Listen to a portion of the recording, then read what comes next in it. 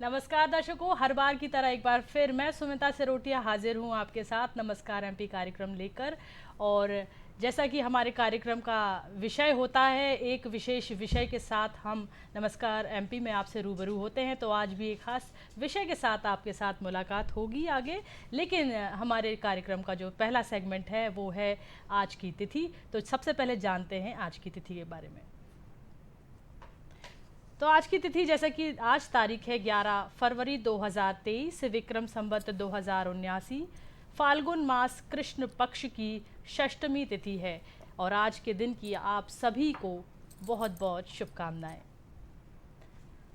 तो जैसा कि ये आज की तिथि आप सभी ने जान ही ली, अब चलते हैं अगले सेगमेंट की तरफ और जानते हैं आज के इतिहास के बारे में। आज जैसा कि तारीख 11 फरवरी 2023 है और आज के दिन का इतिहास यानी 11 फरवरी का इतिहास भी बहुत ख़ास है। आज ही के दिन यानी 1856 में ईस्ट इंडिया कंपनी ने अवध पर कब्जा किया था। 1901 में भारतीय क्रांतिकारी दामोदर स्वरूप सेठ का आज ही के दिन जन्म हुआ था। 1933 में महात्मा गांधी जी के हरिजन वीकली का प्रकाशन आज ही के दिन शुरू किया गया था।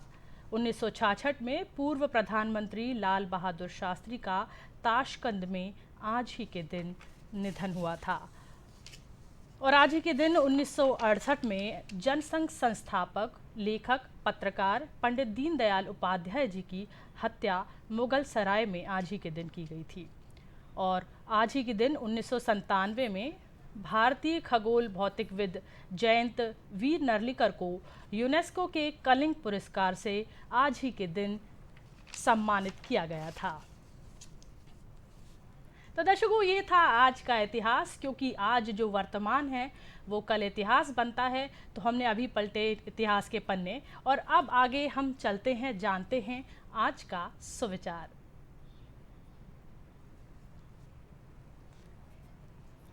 आज का सुविचार बहुत ही खास है। कहा जाता है कि जितना बड़ा संघर्ष होगा जीत उतनी ही शानदार होगी।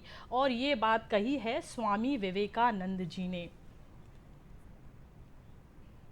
तो ये बात काफ़ी प्रभावित होती है उन सभी के लिए जो हताश हो जाते हैं, निराश हो जाते हैं, अपने जीवन की यात्रा को कहीं ना कहीं रोकने की कोशिश करते हैं। उन सभी के लिए ये जो विवेकानंद जी ने जो बात कही है वो कहीं ना कहीं चरितार्थ होती है। तो आप सभी को इस सुविचार के साथ जीवन में आगे बढ़ना चाहिए। तो चलिए, अब दर्शकों समय हो गया है पर्यटन का। और पर्यटन में हम आपको कहाँ ले चल रहे हैं, पहले देखिए ये क्लिप्स, उसके बाद हम आपको बताते हैं उसके बारे में।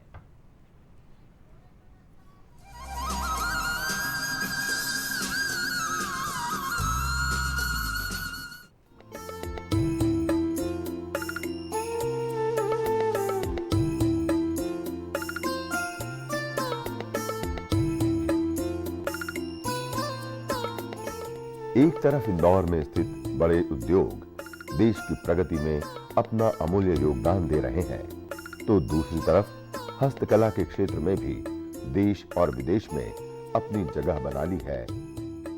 कपड़ा, चर्म और अन्य वस्तुओं का उपयोग कर यहाँ सुंदर रंग बिरंगे जानवरों के रूप में सजावट की वस्तुओं को बनाया जाता है।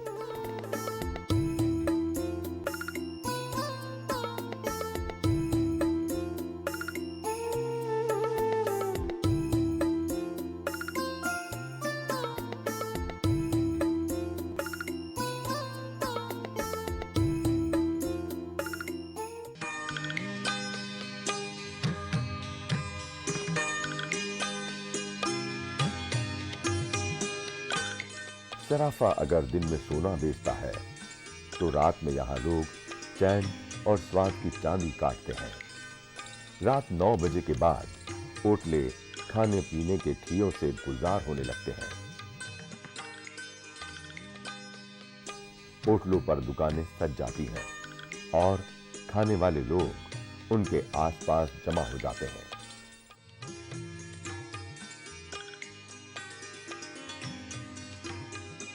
चाट, गुलाब जामुन, आइसक्रीम, जो जी करे खाते जाइए और उंगली चाटते जाइए। ये सिलसिला आधी रात तक चलता है। खाने वाले भी शहर के अलग अलग कोने से यहाँ आते हैं। यहाँ आके पहली बार ये गली देखी, मज़ा आ गया इसमें। मतलब जो वैरायटी यहाँ देखने को मिल रही है, जो चीज़ें जो हमने कभी सुनी नहीं, ना कभी देखी। आज जैसे ये गराड़ू है, हमने कभी नाम नहीं सुना भाई इसका, पर आज चखने के लिए खड़े हुए हैं यहाँ पे और इतनी दूर से आया है, इसका आनंद ही हो रहा है।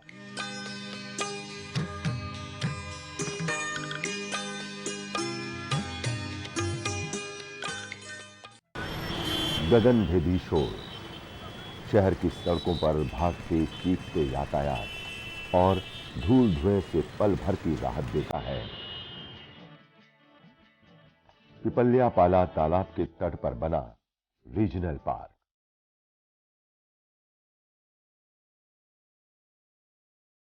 हरियाली की चादर ओढ़े ये पार्क आराम बांटने के लिए बाहें फैलाकर लोगों का सत्कार करता है। अटल बिहारी वाजपेयी क्षेत्रीय उद्यान का बड़ा क्षेत्रफल लुभाता है और उसकी खूबसूरती बार बार अपनी ओर खींचती है। आने वाले लोग तालाब के निर्मल जल में नौका विहार करते हैं।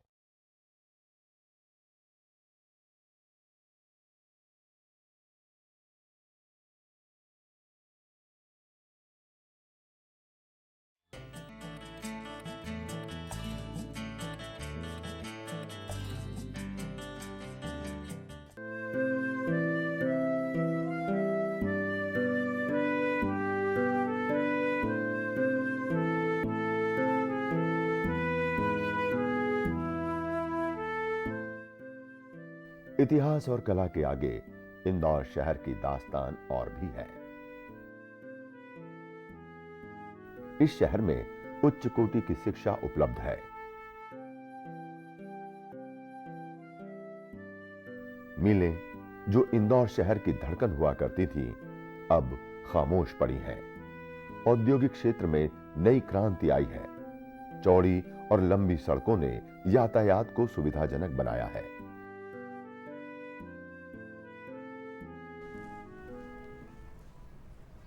तो देखा दर्शकों आपने, ये था इंदौर, जो कि कहा जाता है मध्य प्रदेश का मिनी मुंबई। और मिनी मुंबई इसको ऐसे ही नहीं कहा जाता है। ये देखें तो औद्योगिक नगरी भी है और देखें तो व्यापारिक नगरी भी है और साथ ही खाने पीने की भी बहुत अच्छी नगरी है। यानी यहाँ का जो सराफा बाज़ार है वो काफ़ी प्रसिद्ध है, पूरे मध्य प्रदेश में काफ़ी प्रचलित है। यहाँ के जो टेस्ट है आपको और कहीं नहीं मिल सकते। यहाँ का पोहा, गराड़ू, साबूदाने की खिचड़ी, इस तरह की चीज़ें आपको यहाँ बहुत अच्छी मिलेंगी। तो जब भी आप अगर इंदौर जा रहे हैं तो सराफा बाज़ार ज़रूर जाइएगा। तो ये थी इंदौर की यात्रा और अब कार्यक्रम को आगे बढ़ाते हैं और मैं आपको बताना चाहती हूँ कि हमारा आज का कार्यक्रम जो है वो लाइव फ़ोन इन प्रोग्राम है। तो सबसे पहले नोट कर लीजिए हमारे टेलीफोन नंबर्स जो कि आपके स्क्रीन पर फ्लैश हो रहे हैं। हमारे नंबर्स हैं 0755-266-0049 और एक निःशुल्क टोल फ्री नंबर है, उस पर भी आप कॉल कर सकते हैं, वो है 1800-233-0040। तो ये तो था हमारा आज का टेलीफोन नंबर, आप सभी के बीच में पहुंच ही गया है, आप इस पर कॉल कर सकते हैं। अब मैं आपको बताना चाहती हूँ कि आज हम किस विषय पर बातचीत कर रहे हैं। बिल्कुल ख़ास बात इसलिए है क्योंकि खेलो इंडिया का आयोजन मध्य प्रदेश में किया जा रहा है और राष्ट्रीय स्तर पर इसका जो आयोजन है वो मध्य प्रदेश को चुना गया था यहाँ पर आयोजन करने के लिए और आज इसका समापन दिवस है और इसी उपलक्ष्य में हमने आज इसी विषय को लेकर चर्चा करने की सोची। तो आप जो आज का विषय है वो बहुत ख़ास है। जैसे कि आप देख रहे हैं, खेलो इंडिया, क्या खोया क्या पाया और उम्मीदें। जी हाँ, बिल्कुल हमको इसी विषय पर आज बातचीत करनी है क्योंकि हमें मध्य प्रदेश से बहुत उम्मीदें थीं और वो उम्मीदें हमें दिखी हैं, तो उस पर चर्चा करना बेहद ज़रूरी है और आज की बात में हम इसी पर चर्चा करने वाले हैं। तो चलिए हमारे साथ आज इस चर्चा पर बात करने के लिए स्टूडियो में मौजूद हैं जो कि हाल ही में एक विजेता बनी हैं, कैनो सलालाम जी, ये गेम का नाम है, जो कि एक खिलाड़ी हैं कैनो सलालाम से। और हमारे साथ है मानसी बाथम। मानसी, सबसे पहले तो बहुत बहुत स्वागत है आपका। Thank you ma'am. और दर्शकों, एक महत्वपूर्ण बात यह है कि इन्होंने गोल्ड मेडल जीता है, जो कि हमारे मध्य प्रदेश के लिए एक बहुत बड़े गौरव का विषय है और इस पर चर्चा उनसे ज़रूर करनी चाहिए। और हमारे साथ एक मेहमान हैं, हमारे साथ हैं आज जया केतकी जी, जो कि कवित्री हैं। आपका भी बहुत बहुत स्वागत है कार्यक्रम में।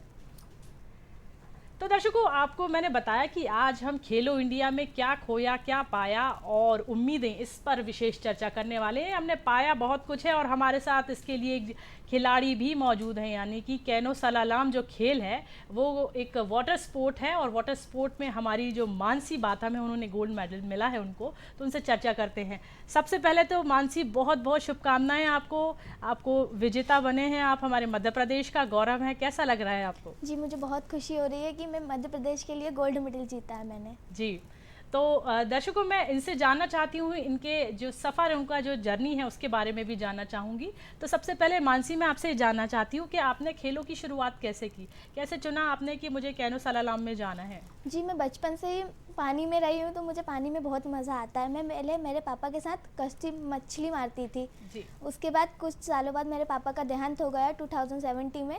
उसके बाद हमारे मोहल्ले में वाटर स्पोर्ट्स खुला, एडवेंचर वाटर स्पोर्ट्स, जिसमें हमारे कोच कुलदीप सिंह कीर, उन्होंने भैया से बोला कि इसे एडमिशन दिलवा। तो मैंने पहले स्विमिंग से स्टार्ट करा था, फिर स्विमिंग से बोर्ड वगैरह सीखी। पहले फ्लैट वाटर में किया, ये वाइट वाटर का गेम है।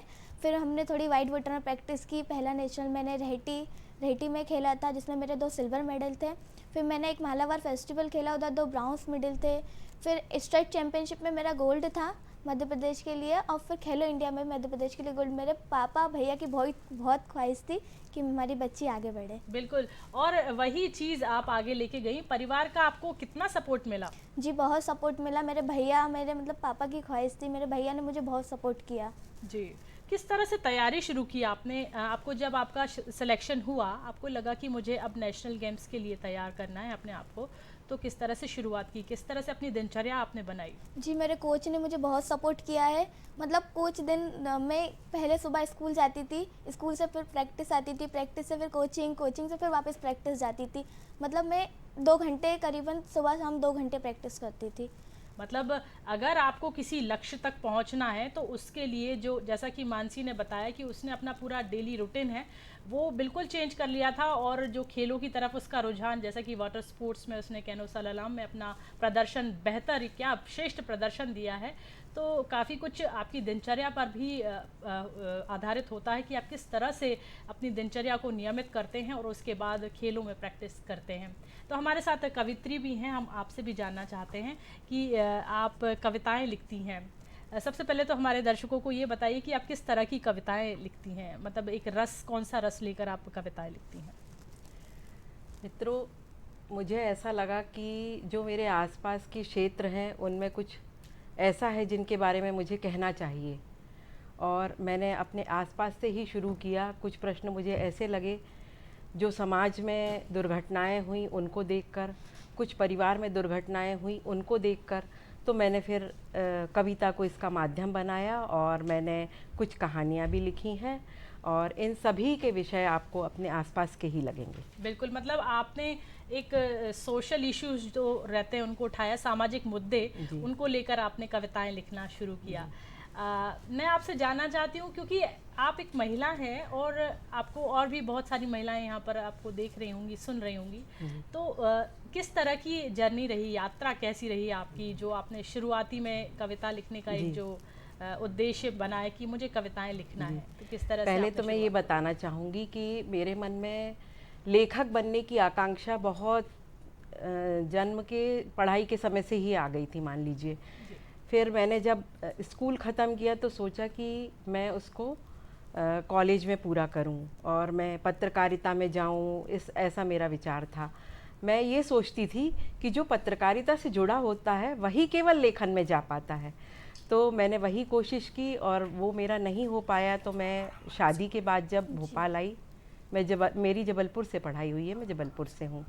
फिर मैंने जब भोपाल में आके भी अपनी पढ़ाई पूरी करती रही, मेरे 2 बेटे हुए, उनका पालन पोषण किया, उनकी शिक्षा हुई, और अचानक एक दिन मैं रेडियो सुन रही थी। मैं रेडियो बहुत सुनती थी, तो आकाशवाणी से ये समाचार आ रहा था कि माखनलाल पत्रकारिता विश्वविद्यालय से बीजे 1 वर्ष का पाठ्यक्रम किया जा सकता है।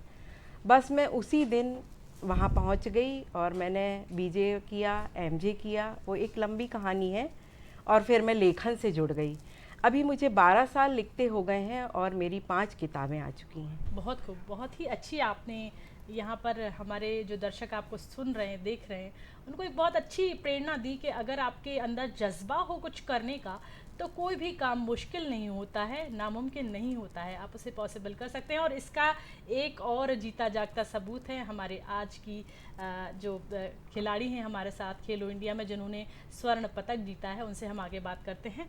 तो मानसी, जैसे आपने तैयारी शुरू की तो कितना आपको परिवार का सपोर्ट मिला? आपको किस तरह से आपके जो भाई और आपके जो और परिवार के सदस्य उन्होंने आपको सपोर्ट किया? जी, मेरी मम्मी ने भी बहुत मेरी डाइटिंग वगैरह पे ध्यान दिया, मेरे को खाने में हर चीज़ में मेरी मम्मी ने भी बहुत सपोर्ट किया। मेरी सिस्टर्स, भैया, पूरे परिवार का बहुत सपोर्ट था मुझे। बिल्कुल। तो आप अभी किस कक्षा में पढ़ रहे हैं? मैं 10th क्लास में हूँ। अच्छा, तो आप 10वीं की पढ़ाई भी कर रहे हैं, मतलब आपके बोर्ड एग्ज़ाम्स हैं इस बार, तो उसकी प्रिपरेशन किस तरह से करते हैं फिर आप? जी, टाइम सुबह मैनेज करती हूँ, सुबह स्कूल, फिर दिन में कोचिंग, फिर शाम को जब प्रैक्टिस से घर आती हूँ जब पढ़ाई करती हूँ मैं। दर्शकों, आप सुन रहे हैं ना कि हमारे अंदर अगर जज्बा, जैसा मैंने पहले आपसे कहा, तो आप किसी भी लक्ष्य को प्राप्त कर सकते हैं। और मानसी ने भी वही किया फॉलो, बहुत ही सिंपल से अपने लाइफ में जो चेंजेस है, ज़िंदगी में कुछ छोटे से परिवर्तन है वो आपने किए। तो आप मुझे ये बताइए कि आपकी जो अभी आपको इससे पहले कितने पदक मिल चुके हैं और कहाँ कहाँ आपने प्रतियोगिता में पार्टिसिपेट किया है? जी, मैंने पहला नेशनल रहेटी में खेला था जिसमें मेरे 2 सिल्वर मेडल थे। फिर सेकंड मैंने मालाबार फेस्टिवल खेला केरला में जिसमें मेरे 2 ब्राउन्स मेडल थे। फिर एमपी मध्य महेश्वर में मैंने गोल्ड मेडल जीता स्टेट चैम्पियनशिप में। उसके बाद मैं खेलो इंडिया में गोल्ड मेडल लगा मेरा। बहुत खूब, और हमें प्रशंसा करते हुए बहुत अच्छा लग रहा है। आप स्क्रीन पर देख सकते हैं पिक्चर्स भी, जिस तरह से मानसी ने अपना वो प्रदर्शन दिया है खेलो इंडिया में, वो भी काफ़ी सराहनीय है। मध्य प्रदेश शासन के लिए एक बहुत ही बड़ी उपलब्धि है कि हमारे भोपाल की बच्ची जिन्होंने यहीं रहकर अभ्यास किया और यहाँ से वे गोल्ड मेडलिस्ट हैं, तो हमारे देश के लिए तो गर्व की बात है कि एक बच्ची जो कि कैनो सलालाम में एक बहुत अच्छा पार्टिसिपेशन करके गोल्ड मेडल लाती है। अब आगे के लिए क्या तैयारी कर रही हैं आप? जी, आगे मुझे एशियन चैम्पियनशिप इंटरनेशनल में भी गोल्ड मेडल लाना है, ऐसे ही अपने मध्य प्रदेश का नाम रोशन करना है। बहुत खूब, और कितनी अच्छी बात है दर्शकों, इनके जो आप कहते हैं ना, हमारे बच्चों के गोल्स जो है वो अगर डिसाइडेड रहते हैं तो उनको प्रगति करने में बिल्कुल भी देर नहीं लगती है। जिस तरह से मानसी अपने गोल्स के लेकर बहुत क्लियर है कि उसको लग रहा है कि मुझे अगला जो टारगेट है वो मैं अपने इंटरनेशनल लेवल पर जो प्रतियोगिता आयोजित की जाएगी उसके लिए वो बिल्कुल तैयारी करेंगी। तो आपको अभी कोचेस से किस तरह से ट्रेनिंग मिल रही है? कितना टाइम आप ट्रेनिंग को देते हैं? करीबन 2-2.5 घंटा। ओके जी, तो 2-2.5 घंटे में आप सिर्फ वाटर स्पोर्ट्स में ही रहते हैं या कुछ फिजिकल एक्टिविटी भी करते हैं? जी, डे वाइज होता है, डे वाइज। किस तरह से करते हैं आप? जैसे कि मंडे प्रैक्टिस रहती है हल्की, फिर वेडनेसडे को रनिंग वगैरह रहती है, फिर शाम को जिम वगैरह रहती है। इस तरह से डे वाइज प्रैक्टिस होती है। तो बिल्कुल खुशी की बात है, और हमारी जो मानसी बाथम जो हमारे मध्य प्रदेश की गौरव है, उन्हें गोल्ड मेडल मिला है, बखूबी हमें उनको सपोर्ट करना चाहिए। और जो भी दर्शक हमें सुन रहे हैं उनके लिए भी एक बहुत सराहनीय बात है कि हमारे मध्य प्रदेश की जो एक बेटी है वो आगे बढ़ी है। अब हम आगे बढ़ते हैं और हमारे साथ आज कवित्री भी हैं, हम उनसे भी चर्चा कर रहे हैं। तो जैसा कि आपने इनकी बातें सुनी, तो कुछ कविता हो जो आप मानसी को कुछ अगर मोटिवेट करने के लिए कुछ सुनाना चाहें तो प्लीज़। हाँ बिल्कुल, ऐसा है कि मैं एक संयुक्त परिवार में रहती हूँ और शादी से पहले मेरी माँ ने मेरा बहुत सपोर्ट किया और शादी के बाद मेरे ससुर जी ने मुझे हर काम में आगे बढ़ाया। तो मैं मानसी को यही बताना चाहूँगी कि बेटा, जो परिवार है अपना, चाहे वो मायके का हो या ससुराल का, वो अपना बहुत सपोर्टिव होता है, बस हमें उनका थोड़ा सा ख्याल रखना होता है। और मैं इसी संबंध में एक कविता पढ़ूंगी जो मैंने अपनी माँ के लिए लिखी है। माँ तुम्हें प्रणाम, तुम्हें बारंबार प्रणाम, तुम ही हो मेरा कर्तव्य पथ का सार, ढूंढती हूँ तुम्हारा ही एहसास, जो है मेरा विश्वास, नहीं मिला तुझसा कोई मुझे। माँ तुम्हें बारंबार प्रणाम।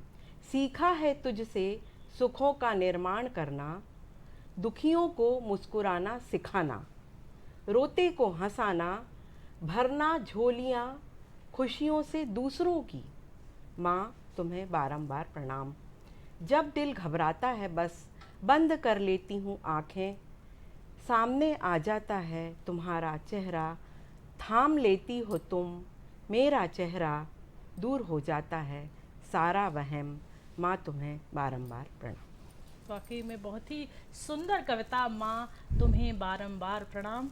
एक माँ जो होती है, एक्चुअली आपने इसमें ये भी एक संदेश दिया है कि अगर माँ अपने बच्चे के प्रति ईमानदारी से मेहनत करती है तो निश्चय ही वो किसी ऐसे मुकाम पर पहुँच सकता है जहाँ पर उसे एक शीर्ष स्थान प्राप्त हो सकता है, जो कि मानसी के साथ भी हुआ। तो मानसी, हम आपसे अब जानना चाहते हैं कि माँ, जैसा कि कविता में हमने सुना, अब आप ये बताइए कि माँ जो आपके साथ हैं उनका कितना सपोर्ट मिला आपको? जी, मेरी मम्मी का बहुत सपोर्ट था मुझे। सुबह मैं प्रैक्टिस से आती थी तो मेरी मम्मी मुझे डाइटिंग वगैरह देती थी, मेरी मम्मी कहती थी खाना खा, मतलब मम्मी का बहुत सपोर्ट था मुझे।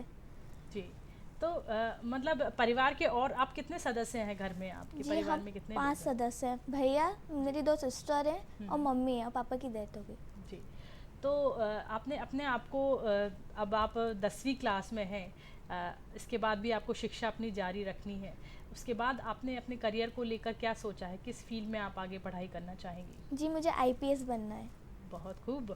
और अभी से ही बच्चे का जज्बा बहुत है। देखिए, आप हमारे साथ 14 साल की, महज 14 साल की मानसी बाथम हैं, और उन्हें अभी एक जो कैनो सलाला में एक जो वाटर स्पोर्ट्स होता है उसमें उन्होंने गोल्ड मेडल मिला है उनको, और उनका लक्ष्य भी उन्होंने तय कर लिया है कि उन्हें आगे चल के इंडियन पुलिस सर्विसेज में जाना है, उन्हें आईपीएस बनना है।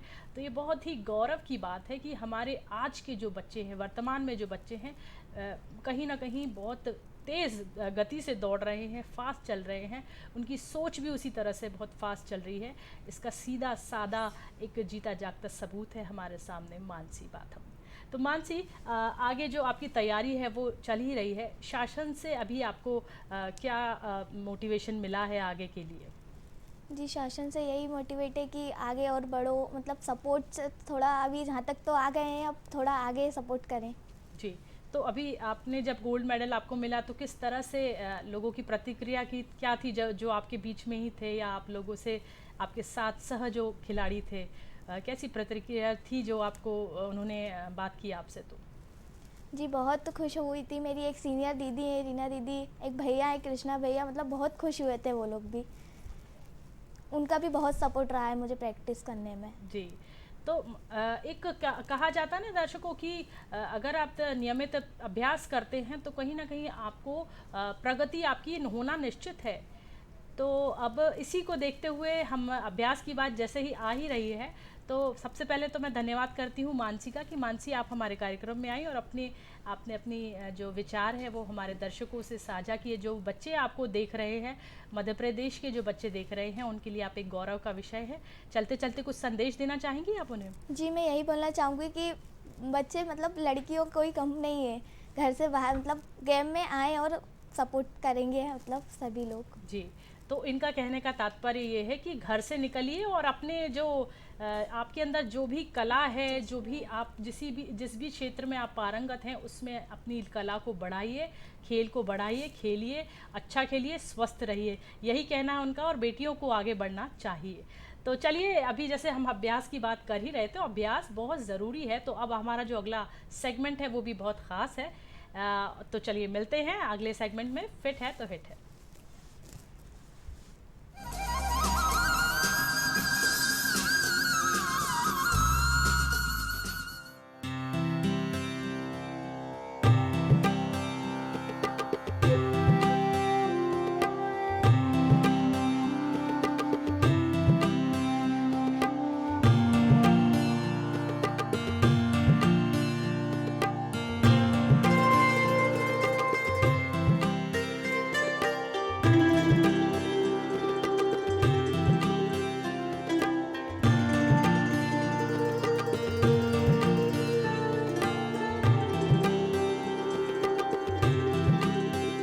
आइए दर्शकों, सबसे पहले आपको दिखाते हैं भुजंगासन। विनल, बताइए भुजंगासन।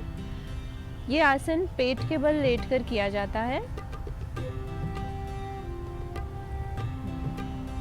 दोनों हाथों को ले आइए चेस्ट लाइन, एड़ी से एड़ी, पंजे से पंजा जुड़ा हुआ, चिन जमीन पर। श्वास लेते हुए पूरा उठ जाइए, कोहनियाँ सीधी कर देंगे, हल्का सा ऊपर की तरफ देखेंगे।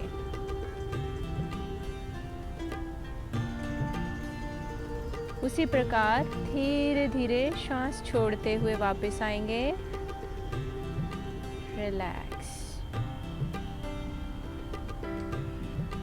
इसके बाद आपको वज्रासन की विधि बताते हैं। दोनों पैरों को दंडासन की स्थिति में सामने फैला लीजिए। अब एक पैर फोल्ड करके मोड़कर हिप के पास में, उसी प्रकार दूसरा पैर फोल्ड करके हिप के पास में ले आइए। दोनों हाथों को घुटने के ऊपर रख दीजिए। दोनों आंखों को बंद करके आपका ध्यान, आपकी सजगता स्टमक के ऊपर रहेगी। ब्रीदिंग नॉर्मल रहेगी। कुछ सेकंड्स इसी प्रकार स्थिति में रुकिए। धीरे से श्वास छोड़ते हुए आइए वापस।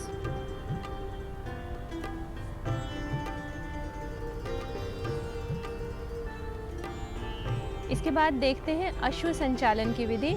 ये आसन खड़े होकर किया जाता है। पैर आपके पास रहेंगे। पहले श्वास लेते हुए दोनों हाथों को ऊपर की तरफ तानिए, पूरे शरीर को ऊपर की तरफ तानिए। श्वास छोड़ते हुए दोनों हाथों को पैरों के पास लेकर आइए। इसके पश्चात एक पैर पीछे लेकर जाइए, दूसरा पैर दोनों हाथों के बीच में ही रहेगा और ऊपर की तरफ आप देखेंगे। अश्व संचालन आसन। यहाँ ये ध्यान रखिए कि आपके पंजे से आपका घुटना बाहर की तरफ ना जाए, जिससे आपके घुटने पर एडवर्स प्रेशर ना आए। इससे वापस आने की स्थिति देखिए। हल्का सा पीछे की तरफ जाइए और दूसरे पैर को आगे लेकर आइए। पहले घुटने सीधे रखें। श्वास लेते हुए वापस उठिए 90 डिग्री और धीरे से आइए नीचे। रिलैक्स। अब देखते हैं नौकासन, बोट पोज। इसके लिए पहले आप पीठ के बल लेट जाइए।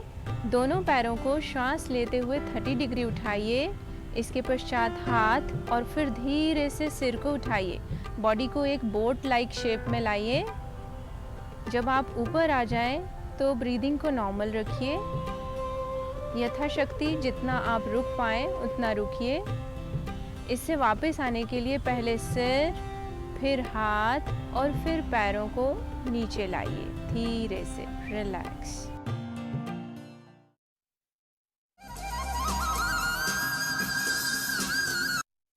योग जो है वो हमारे जीवन को नियंत्रित करता है और योग बहुत ज़रूरी है। अगर आप दिन में 5 सूर्य नमस्कार भी करते हैं तो कहीं ना कहीं योग आपके जो शरीर को है वो फ्लेक्सिबिलिटी देता है। तो योग आप सुबह ज़रूर करिए और सूर्य नमस्कार ज़रूर कीजिए। तो जैसा कि हम आज बातचीत कर रहे थे, खेलो इंडिया में हमने क्या खोया, क्या पाया और उम्मीदें, इस पर आज हम विशेष चर्चा करने वाले हैं। और इस विषय पर और ज़्यादा बातचीत करने के लिए हमारे स्टूडियो में आज मौजूद है राजेश्वरी कुशराम, जो कि वाटर स्पोर्ट कोच हैं। आपका बहुत बहुत स्वागत है राजेश्वरी जी कार्यक्रम में। Thank you ma'am. तो और हमारे साथ दर्शकों, जैसा कि मैंने आपको बताया था, जया केतकी जी भी हैं जो कि कवित्री हैं।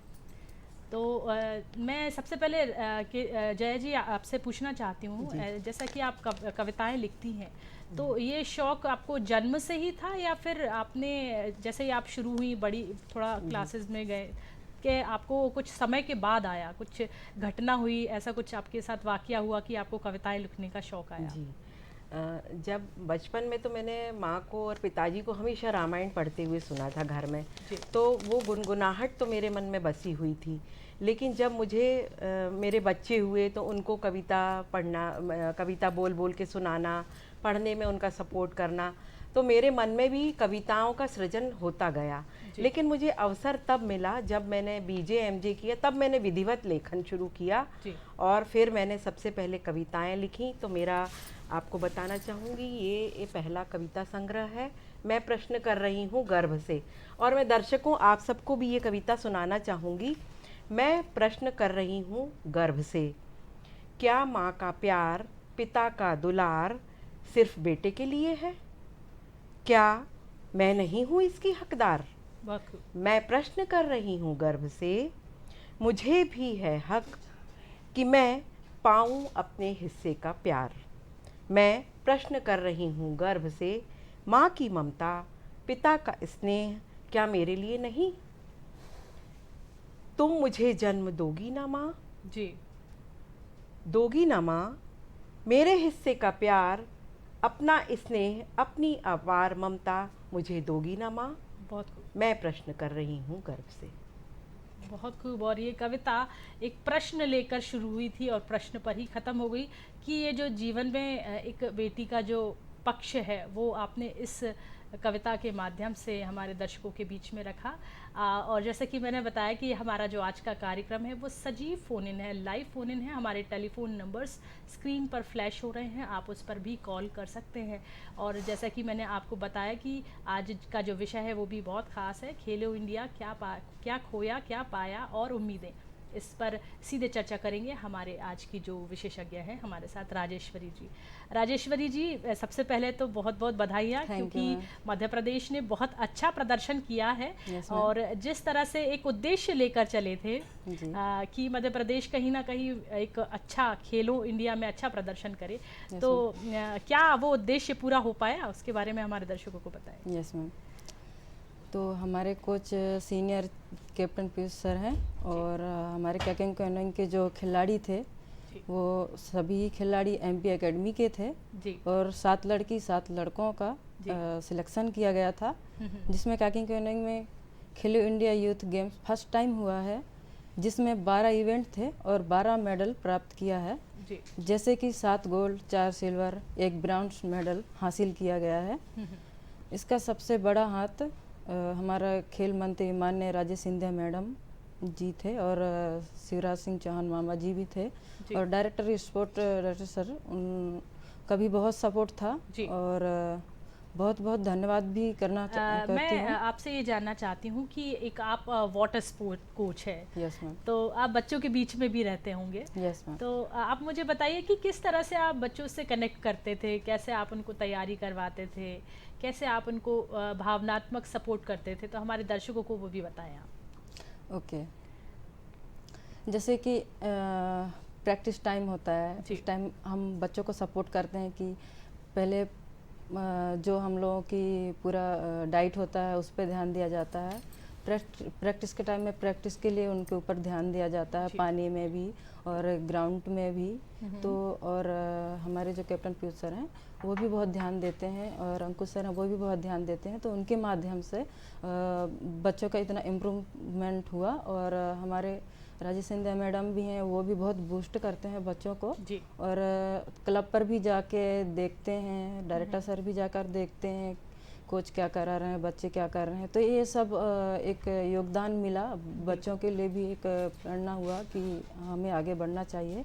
तो हमें बहुत बहुत सपोर्ट मिला उनका और धन्यवाद भी करना चाहती हूँ। बिल्कुल। और जैसा कि एक आज के हमारे कार्यक्रम का विषय भी है कि खेलो इंडिया, क्या खोया क्या पाया और उम्मीदें, क्योंकि इसमें बहुत से बच्चे जो हैं खिलाड़ी निराश भी होंगे, क्योंकि कहीं ना कहीं कसर रह गई होगी या उनकी जो प्रयास है अभ्यास उसमें कुछ कमी रह गई होगी। तो उनके लिए किस तरह से तैयारी करवाई जाएगी आगे? क्या तैयारी के लिए आपने रणनीति बनाई है? अभी जैसे एशियन चैम्पियनशिप का आज ट्रायल्स हो रहा है, उसका आज यही टारगेट है कि सिलेक्शन हो बच्चों का और मेडल लेकर आएँ बाहर में बाहर देश में। जी। जो कसर रह गई है, जो थोड़ी बहुत कमी रह गई थी, उसको पूरा करने के लिए आप प्रयास करेंगे। यस जी। अब बारी आती है कि हमने क्या पाया है, क्योंकि पाया बहुत कुछ है, खोया बहुत कम है। अगर हम बात करें खेलो इंडिया का जो आयोजन राष्ट्रीय स्तर पर किया गया था, उसमें देश भर से खिलाड़ी आए हुए थे। तो किस तरह से जो पाया है उसके बारे में हमारे दर्शकों को बताएं कि कौन कौन से पदक आपको हमारे मध्य प्रदेश को मिले हैं? हमारे गेम्स में बहुत सारे इवेंट्स थे और 7-8 बोटें उतरती जिसमें हम लोगों को फाइट कर कर बच्चों को उनको लड़ना था और उन लोगों ने प्रयास किया तो गोल्ड भी लेके आए। कुछ होता है कि हार जीत तो होता रहता है, तो किसी का सेकंड पोजीशन, किसी का थर्ड पोजीशन, तो उसमें सभी ने मेडल लेकर आए बच्चों ने, और उनका मेडल से हमें खुशी भी हुई। जी जी। तो दर्शकों, यहाँ पर हमारे साथ फ़ोन लाइन पर आदित्य श्रीवास्तव जी हैं, जो कि हमारे दूरदर्शन मध्य प्रदेश के संवाददाता हैं और वो फ़ोन लाइन पर मौजूद हैं। तो सबसे पहले तो आदित्य, बहुत बहुत स्वागत है कार्यक्रम नमस्कार एमपी में आपका। बहुत बहुत धन्यवाद सुनीता जी, बहुत बहुत धन्यवाद जी। तो अभी आप आयोजन में सम्मिलित हैं। जी बिल्कुल। जी, तो बताइए मुझे कि किस तरह का हमारे मध्य प्रदेश का प्रदर्शन रहा, और जो भी खिलाड़ी और जो लोग भी दर्शक आपको सुन रहे हैं उनको आप बताइए कि कितने पदक और किस तरह से प्रदर्शन रहा मध्य प्रदेश का। देखिए, मध्य प्रदेश के लिए एक बहुत बड़ी उपलब्धि थी। जी। ये कहें कि एक बहुत बड़ा खेलों का महाकुंभ मध्य प्रदेश में हुआ, जिसकी मेजबानी खेलो इंडिया की मेजबानी मध्य प्रदेश को मिली। और ये आसान नहीं था, लेकिन मध्य प्रदेश ने कर दिखाया कि मध्य प्रदेश किसी भी बड़े राष्ट्रीय अंतर्राष्ट्रीय इवेंट को करने में समृद्ध है, सक्षम है। और अगर खेलो इंडिया इवेंट की अगर बात करें तो क्या करीब करीब 11 दिन ये पूरा इवेंट चला है। अलग अलग शहरों की अगर बात की जाए, 8 शहर मध्य प्रदेश के थे, एक दिल्ली में एक एक्टिविटी हुई थी, उसके अलावा बाकी सारी एक्टिविटीज जो है वो मध्य प्रदेश में हुई थी। 13 अलग अलग स्थानों की अगर बात की जाए तो वहां पर खेल की अलग अलग गतिविधियां देखने को मिली। कुल मध्य प्रदेश के अगर रिकॉर्ड की अगर बात की जाए तो बहुत अच्छा प्रदर्शन मध्य प्रदेश ने पिछले खेलो इंडिया से इस बार किया है। 38 गोल्ड मेडल मध्य प्रदेश ने जीते हैं, 28 सिल्वर मेडल जीते हैं और 26 ब्रॉन्ज मेडल के साथ करीब 92 मेडल जो है वो मध्य प्रदेश ने खेलो इंडिया यूथ गेम्स में जीते हैं। कुल मिलाकर ये कह सकते हैं कि मध्य प्रदेश को होम टाउन होने का, होम ग्राउंड होने का एक बहुत बड़ा लाभ मध्य प्रदेश के खिलाड़ियों को मिला है। हालांकि पहले नंबर पर महाराष्ट्र रहा है 154 मेडल के साथ। महाराष्ट्र ने 53 गोल्ड मेडल, 54 सिल्वर मेडल और 47 ब्रॉन्ज मेडल जीते हैं। उसके बाद महाराष्ट्र था, लेकिन मध्य प्रदेश की कई वो प्रतिभाएं जो ग्रामीण अंचलों में थी, खेलों के अवसर जिनको नहीं मिलते थे, खेलो इंडिया यूथ गेम्स की वजह से उनको भी एक प्लेटफॉर्म मिला है राष्ट्रीय अंतर्राष्ट्रीय स्तर पर परफॉर्म करने का। एक बहुत अच्छा प्लेटफॉर्म था। सबसे महत्वपूर्ण बात इस खेलो इंडिया की ये थी कि जो खिलाड़ी अंतर्राष्ट्रीय स्तर पर भी देश का नाम रोशन कर रहे हैं, उन खिलाड़ियों ने भी इसमें भाग लिया है। और जो स्थानीय खिलाड़ी होते हैं उनके लिए एक बहुत बड़ा एक्सपोजर होता है खेलो इंडिया की अगर बात की जाए तो। आज इसका समापन होने जा रहा है। केंद्रीय खेल मंत्री अनुराग सिंह ठाकुर भोपाल में होंगे। भोपाल का बोट क्लब जो है वहाँ पर बड़े तालाब, बड़ी झील में एक भव्य मंच बनाया जा रहा है। रात्रि में जगमगाती हुई बड़ी झील के बीच में खेलो इंडिया समागम का समापन होगा और केंद्रीय खेल मंत्री होंगे, मध्य प्रदेश के मुख्यमंत्री वहाँ पर होंगे।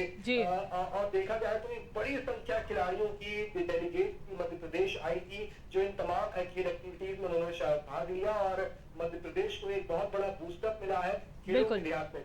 बिल्कुल आदित्य, और बहुत ही महत्वपूर्ण आपने यहाँ पर हमारे साथ चर्चा की और बताया कि मध्य प्रदेश तीसरे स्थान पर रहा है और 92 गोल्ड मेडल टोटल जो मेडल्स हैं वो मिले हैं। और ये हमारे मध्य प्रदेश के लिए एक बहुत बड़े गौरव का विषय है, क्योंकि इससे आगे जो खिलाड़ी हैं आदित्य, मुझे लगता है कि उन्हें एक बूस्टअप मिलेगा और वे आगे और अच्छा प्रदर्शन करेंगे। जी, तो बहुत बहुत धन्यवाद आदित्य आपका, आप हमारे साथ जुड़े। और जैसे कि हम आज चर्चा कर रहे हैं खेलो इंडिया के बारे में, क्या खोया क्या पाया और उम्मीदें। अब बारी आती है उम्मीदों की।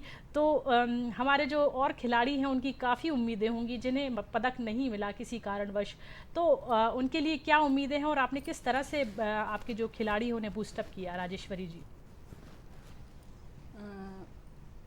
मैम, जैसे कि अभी तो हाई लेवल अचीवमेंट प्रदान कराती हैं हमारे, इस कारण हमारे गेम्स में अचीवमेंट भी हुआ है। जो भी हम लोगों ने अच्छा किया उसका कारण माननीय मामा जी शिवराज सिंह चौहान और स्पोर्ट्स मिनिस्ट्री मैम और फिर स्पोर्ट्स डायरेक्टर सर के वजह से कर पाया, और हमें बहुत सपोर्ट भी मिला और उसके कारण हमें और आगे तक भी जाना है। और अभी एशियन चैंपियनशिप में मेडल लाने की कोशिश कर रहे हैं और ये एक टारगेट रखा है। और आज ट्रायल्स है तो हमारे जो कैप्टन पीयूष सर हैं वो अभी ट्रायल्स में है, इसलिए वो नहीं आ पाए। जी, बहुत ही मतलब अच्छी आप जानकारी दे रहे हैं, क्योंकि बच्चे जो खिलाड़ी हैं उनकी उम्मीदें हैं और वे उम्मीदों पे खरा उतरने के लिए अभ्यास जारी रखेंगे। जैसा कि हमारे साथ कवित्री भी हैं, जया जी हैं। जया जी, आप जैसे बात कर ही रही तो मैं जानना चाहूँगी कि आप भी कविताएं काफ़ी समय से लिख रही हैं, तो एक कोई कविता आप जो हमारे दर्शकों को सुनाना चाहें। हाँ, मैं आपको एक गीत सुनाना चाहूँगी यहाँ पर, क्योंकि होली बिल्कुल पास में है, तो मैं चाहती हूँ कि मेरा स्वरचित एक होली गीत आप लोग सुने। हो मैंने घोरो, ओ मैंने घोरो रंग हरो, संवरिया डालो ना, ओ मैंने घोरो रंग हरो, संवरिया डारो ना। एक मनुहार है, एक महिला की मनुहार है कि वो अपने सांवरिये से कह रही कि मेरे ऊपर रंग डालो। मैंने केसर खूब मिलायो, ओ मैंने केसर खूब मिलायो, पर हरो न हटने पायो, पर हरो न हटने पायो। हो ऐसो चोखो, हो ऐसो चोखो रंग हरो, सवरिया डारो ना। ओ मैंने घोरो रंग हरो, सवरिया डारो ना। अगला बंद सुनिए। मैंने डाली गुलाब की पखड़ी, ओ मैंने डाली गुलाब की पखड़ी, जरा उतरी न गंध हरीरी, ओ जरा उतरी न गंध हरीरी। हो ऐसो महको, हो ऐसो महको रंग हरो, सवरिया डारो ना। बहुत खूब, बहुत ही सुंदर कविता आपने, क्योंकि होली नज़दीक है, आने ही वाली है, तो आपने जो कविता सुनाई तो कहीं ना कहीं दर्शक ज़रूर होली के इस गीत से कनेक्ट करेंगे। जैसा कि हमारे बीच में राजेश्वरी जी हैं जो कि वाटर स्पोर्ट कोच हैं, तो आगे मैं जानना चाहूँगी जो बच्चे वाटर स्पोर्ट में अपना योगदान दिया, जिन्होंने, जैसे कि अभी आपने, हम मिले अभी मानसी से, मानसी ने गोल्ड मेडल मिला है उसको, तो इस तरह के और भी बच्चे होंगे जो कि वाटर स्पोर्ट में अपना जो पूरा 100% दे रहे होंगे, किसी कारणवश नहीं अगर उनको पदक मिला, तो उनके लिए आप किस तरह से तैयारी करवा रहे हैं? मैम उनको और तैयारी कराने की कोशिश करेंगे और उनके लिए और सपोर्ट करेंगे जी। इस आयोजन से मुझे ये बताइए कि खेलो इंडिया जो आयोजन हुआ है, इससे जो खिलाड़ी हैं उन्हें क्या लाभ प्राप्त हुआ है, उसके बारे में भी बताएं, क्योंकि जो बच्चे हमें सुन रहे हैं, देख रहे हैं, उनको किस तरह से लाभ मिल सकता है? जैसे अभी के डेट में हमारे जो स्पोर्ट्स मिनिस्टर मैम हैं उनके लिए बोट, नया पैडल, आर्गोमीटर, जो भी उनको सुविधा है, जो भी उनको लगता है वो सब कुछ प्रोवाइड करा रहे हैं अभी, और हर एक चीज़ को देखते हुए अभी तक सपोर्ट कर रहे हैं, और उनका योगदान है कि हमारे बच्चे और आगे मेहनत करें और आगे बढ़ें। जी जी। तो लगभग जो वाटर स्पोर्ट में अभी कितनी स्ट्रेंथ है, किस तरह से तैयारी की जा रही है, मतलब स्ट्रेंथ कितनी, बच्चे कितने हैं अभी वाटर स्पोर्ट्स में अपने मध्य प्रदेश में? हमारे हमारे इवेंट्स में भी 45 है। अच्छा, 45 बच्चे हैं जो लगभग वाटर स्पोर्ट्स की तैयारी लगातार कर ही रहे हैं। अब मैं आगे जानना चाहती हूँ कि कितने गोल्ड मेडल्स मिले हैं, और जो पदक तालिका तो हमें, जैसा कि हमारे संवाददाता आदित्य ने बता ही दिया है, तो उसके बारे में क्या कहना चाहेंगे? आगे क्या रणनीति है पदक जीतने के लिए मध्य प्रदेश की? अभी लगातार तो मेडल लेते आ ही रहे हैं, गोल्ड भी, सिल्वर भी, और अभी वो सिर्फ इंटरनेशनल का टारगेट करके रखे हैं कि वहाँ से हम लोग इंटरनेशनल में मेडल जीत कर आएँ। जी जी। जो समारोह के बाद जो अभी प्रैक्टिस सेशन चल रहा है, उसमें बच्चों को किस तरह से तैयारी करवा रहे हैं? अभी उनके रूटीन चल रही है कि हर एक चीज़ को लेकर, जैसे डाइट वगैरह हो गया, ट्रेनिंग वगैरह हो गया, पूरा रेस्ट टाइम टू टाइम, और वेदर कभी चेंज होता है, कभी वेव्स चलता है, कभी पानी एकदम चिल हो जाता है, तो उसकी वजह से टाइम चेंजिंग करके ट्रेनिंग कराते हैं हमारे सर लोग, और बस यही आगे बढ़ाना चाहते हैं गेम को। जी।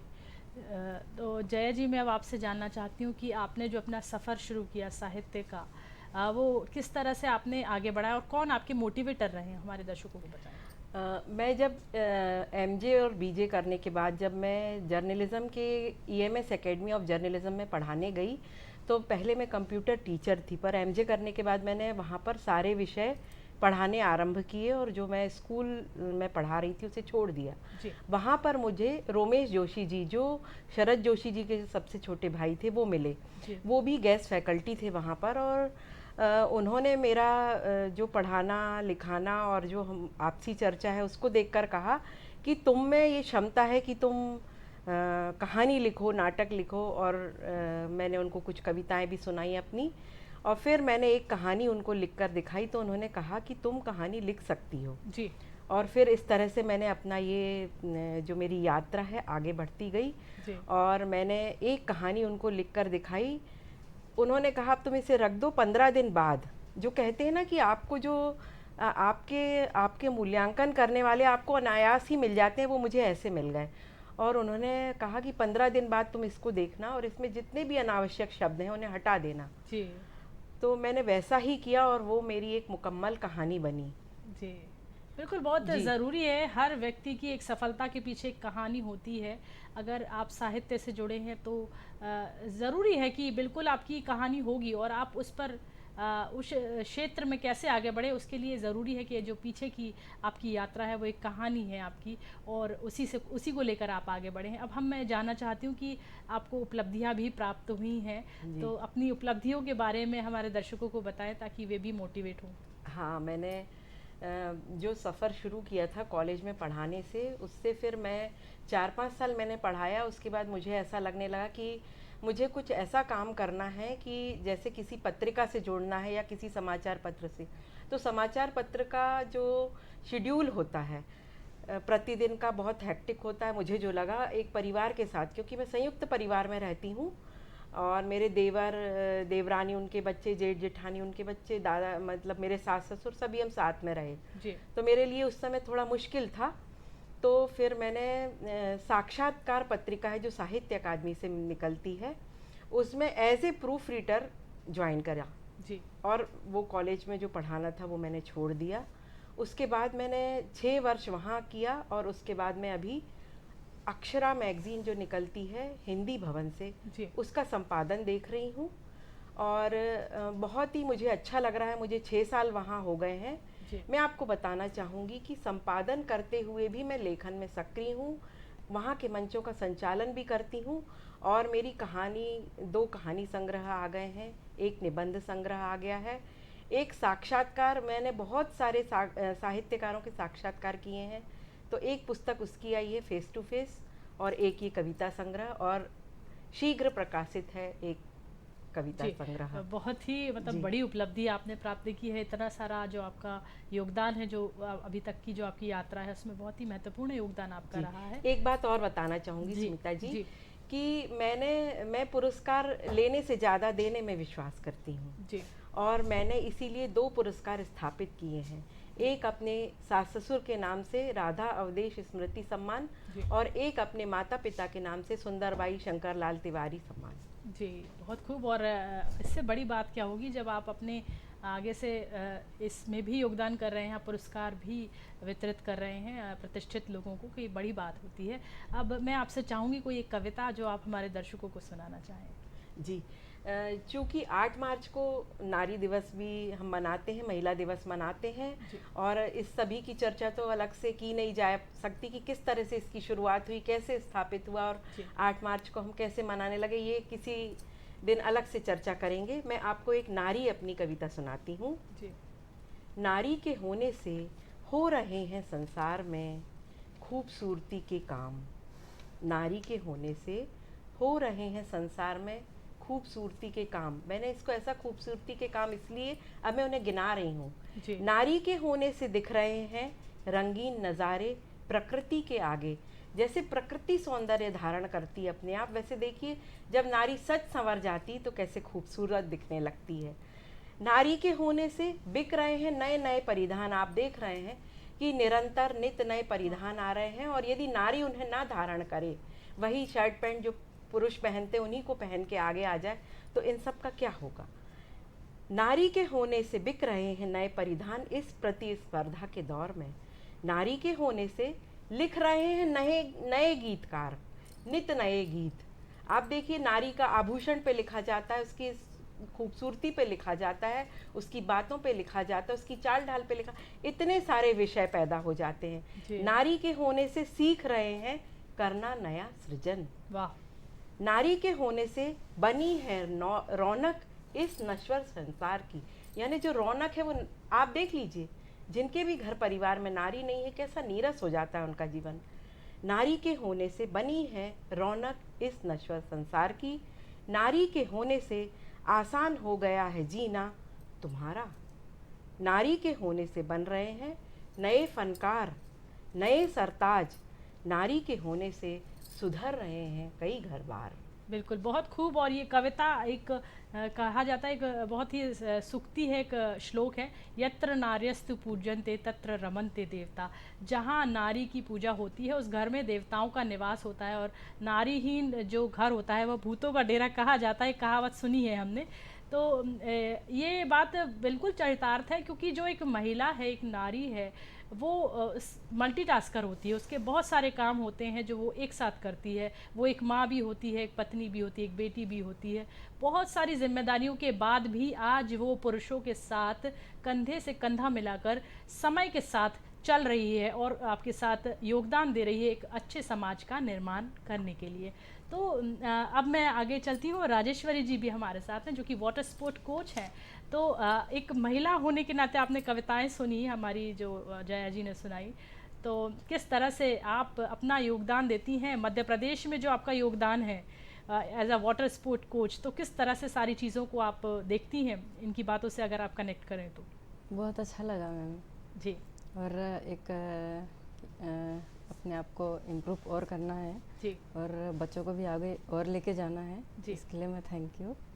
मतलब एक जिम्मेदारी आपकी भी है, एक आपका भी दायित्व है कि आप समाज को एक बेहतर समाज किस तरह से बना सकते हैं। ये एक बहुत महत्वपूर्ण आपने हमारे साथ बांटा, चर्चा की। अब चलते चलते हमारे जो दर्शक आपको सुन रहे हैं यहाँ पर, उनको आप क्या संदेश देना चाहेंगी? जो बच्चे खिलाड़ी हैं और ये अपना खेल में रुचि रखते हैं, उन्हें आप क्या संदेश देना चाहेंगे? मैं यही कहना चाहूँगी कि पेरेंट्स जो होते हैं अपने बच्चों को बाहर भेजाएं, गेम के लिए हो या पढ़ाई के लिए हो या किसी भी चीज़ के फील्ड के लिए हो, बाहर निकालें जी। और उनको आगे बढ़ाने की एक सपोर्ट करें कि जो भी काम कर रहे हैं वो अच्छा करें और बाहर निकलें और उनको आगे बढ़ावा देते रहें। Thank you. बहुत बहुत धन्यवाद, आपने अपने विचार रखे। और दर्शकों, जैसा कि मैं एक चीज़, जैसा कि इन्होंने कहा कि बच्चों को गैजेट्स से, जो फ्रेंडली आजकल बच्चे हो गए हैं, उन्हें गैजेट्स से बाहर निकाल कर खेलें। मतलब जो खेल हमारे पुराने समय में चलते थे, उन्हें खेलने के लिए अभी प्रेरित करें, रुचि बढ़ाएं और आगे खेलों में योगदान करें। अब हमारे साथ कवित्री भी हैं और आप, हमारे जो दर्शक हैं आपको सुन रहे हैं, जया जी, उनके लिए क्या संदेश देना चाहेंगी आप? सबसे पहले मैं तो यही कहना चाहूँगी कि यदि वे बच्चे हैं तो अपने अभिभावकों का, अपने माता पिता का सम्मान करें, अपने शिक्षकों का सम्मान करें, सबकी बात ध्यान से सुनें। और एक बात मैं इस मंच से कहना चाहूँगी कि मुझे बहुत से लोग सुन रहे हैं, आज जो हमारा मोबाइल हमारे हाथ में आ गया है उसका सदुपयोग करें। वह ऐसी मशीन है जिसमें जो हमारे बहुत काम की है, लेकिन उसे अपमानित ना करें, उसका दुरुपयोग करके अपने जीवन को बर्बाद ना करें। तो बच्चों से और उनके अभिभावकों से भी मैं यहाँ से प्रार्थना करती हूँ कि अपने बच्चों पर एक नज़र रखें, उन्हें सब चीज़ की स्वतंत्रता दें। आज पढ़ाई के लिए हमने ऑनलाइन पढ़ाई के लिए 25-30 हज़ार रुपये का मोबाइल उनको ख़रीद के दिया है, इंटरनेट लगवाया है, लेकिन हम उससे मुक्त ना हो जाएं कि हमारी जिम्मेदारी ख़त्म। नहीं, आपकी यहाँ जिम्मेदारी शुरू होती है। आपको देखना है कि कहीं आपका बच्चा उसका दुरुपयोग तो नहीं कर रहा, तभी वह एक सफल नागरिक बनेगा। बहुत बहुत आभार। बहुत बहुत धन्यवाद आपका भी। और दर्शकों, जैसा कि बहुत अच्छी बात जया जी ने कही, और चलते चलते मैं भी यही कहना चाहूँगी कि जो आज का हमारे कार्यक्रम का विषय था, खेलो इंडिया में किस तरह से क्या खोया क्या पाया, उसका एक सार यही निकलता है कि बच्चों को अपने खेलों के प्रति आप प्रोत्साहित करें, उन्हें आगे बढ़ाएं और जो नैतिक शिक्षा है वो आप उन्हें ज़रूर दें। तो यहाँ मैं धन्यवाद करती हूँ, हमारे दोनों ही जो हमारे मेहमान थे, हमारे बीच में आए थे, आपका बहुत बहुत धन्यवाद, आप कार्यक्रम में आए। और मैं आपसे विदा लेती हूँ, फिर मिलूँगी, तब तक के लिए नमस्कार।